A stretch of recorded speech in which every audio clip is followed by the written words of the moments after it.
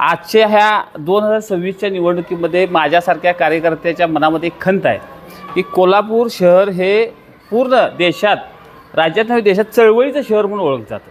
आणि ती चळवळ करतंय कोण? चळवळ कार्यकर्ते करतात. मग ते कोणत्या एका पक्षाचे नाही, सर्व पक्ष. आजपर्यंत जे धनागरेंचा लढा असेल, टोलचा लढा असेल किंवा ते फेअर डीलचं जे काय आलं ऑक्ट्रायचं जे महापालिकेने घेतलं, कुठलाही लढा असेल, हा कार्यकर्त्यांच्या बळावर दडपशाही मोडून काढायचं काम कोल्हापूरनं केलं. पण आजच्या ह्या 2025च्या निवडणुकीचा क्रायटेरिया आमच्या मित्रांनी जर सांगितलं तर ह्या निवडणुकीमध्ये कार्यकर्ता हा घटक कुठंच नाही. त्यामुळे इथून पुढं आज आम्ही 30 वर्षे एका पक्षाचा झेंडा घेऊन फिरतोय ते असतील की आम्ही कुठंतरी भविष्य आम्हाला असेल पक्षात, पण ते करत असताना तो झेंडा घेऊन फिरला आहे, तो काय केलं, हा परफॉर्मन्स असेल, त्याचा काय बॅकग्राऊंड, हा कुठेही विचार घेतला जात नाही. आजच्या तारखेला फक्त सूर्यवंशी साहेब म्हटलं इलेक्टिव्ह मेरिट, तुझं इलेक्टिव्ह मेरिट काय आहे.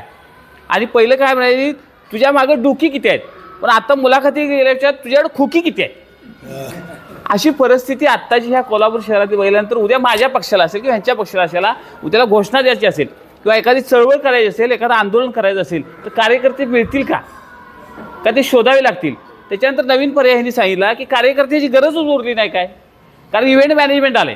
उद्या सभा घ्यायची आहे, भारतीय जनता पक्षाची घ्यायची आहे किंवा शिवसेना कोणाची घ्यायची आहे, ती सभा घेत असताना गरजच नाही कार्यकर्त्यांनी झेंडा लावायला, इव्हेंट मॅनेजमेंटला कॉन्ट्रॅक्ट दिलं काम होते.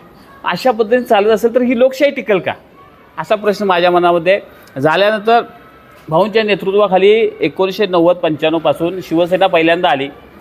जवळजवळ 13 नगरसेवक 90ला, 95ला 11, 2000 साली 6 हा क्रायटेरिया हे होता. 2005ला एक असेल, पण एक पक्षाचा शिवसेना प्रमुख असेल त्याचा क्रायटेरिया होता की नाम लावायचा, भावना तुम्ही जावा, तुम्ही उमेदवार, तुझ्याकडे पैसे किती आहेत काय हा विषयच नव्हता.